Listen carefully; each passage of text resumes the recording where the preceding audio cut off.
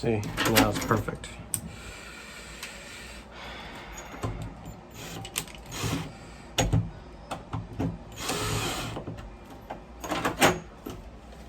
I'm gonna make it just tight enough where the screw won't come out, but it won't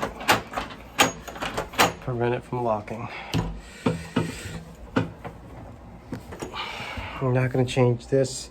Let's see if it just locks in place. It looks like it's perfect.